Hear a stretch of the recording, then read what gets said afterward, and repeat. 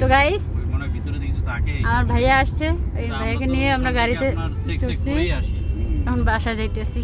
এই যে আমার ভাইয়া, ভাইয়া আমরা যেগুলো 1 বছর পর দেশে আসছে।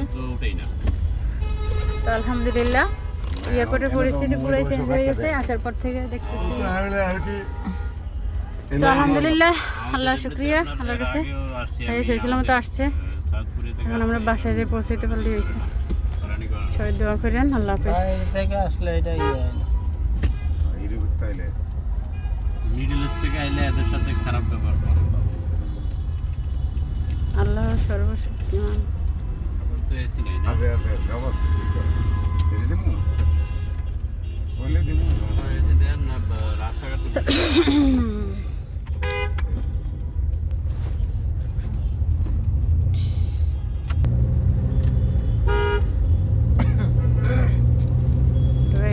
গাড়ি স্টার্ট দিছে তো লেটস গো, আমরা চলে যাচ্ছি বাসায়।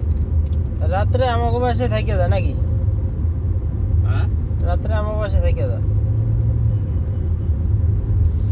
এ ভাইয়াকে বাসায় যে রুম ভাইয়া দুইটা, না পাশের রুম খালি আছে। কো ওই পাশের বাসা এরা বেড়াইতে গেছে না। দূর মাসের বাসা কি লেগে থাকবো, আমাকে বাসা কি সমস্যা নেই। দুই রুমে তো কি হয়েছে, আপনাকে ফ্ল্যাট বাসার থেকে সুন্দর আছে ভালো। টিনের ঘর।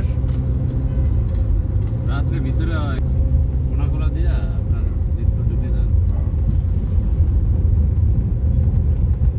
ঢাকাটা রাস্তা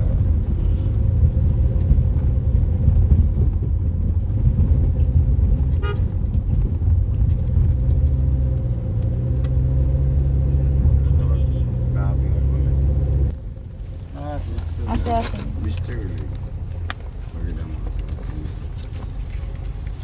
এতগুলো মানুষ 10 টাকা রাতের এই বেলা লাও, একটা বাসায় 10 টাকা কেমনে নিন। যায়? এই লাও। কি কও? 10 টাকা 10 টাকা লই হইছে।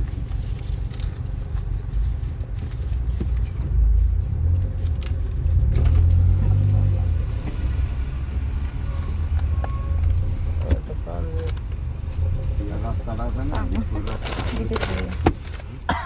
মানে হ্যান্ডা ওইলে ভিতর থেকে যাওয়ার কোনো সমস্যা নাই, রাইতের 12টা বাজে লাগে। আরে আমাকে বাসায় সব কোনটা কইছি ওই ব্রিজটা স্কুলটা তো প্রাইভেট স্কুল ওই জায়গায় তো চিনি, ওই জায়গায় যাওয়ার কোনো সমস্যা নাই, রাইতের 12টা বাজে যাওয়ার এই ব্রিজ পর্যন্ত ডিপপুরের ব্রিজটা আছে না, হ্যাঁ। এই কতক্ষণ না হ্যাঁ। এনে রাইতের 1টা বাজে যাওয়ার কোনো সমস্যা নাই। ব্রিজ থেকে আর ওঠো আর কি ওই দিয়ে ঢোকাতে পারো বসে নাইকল বাগান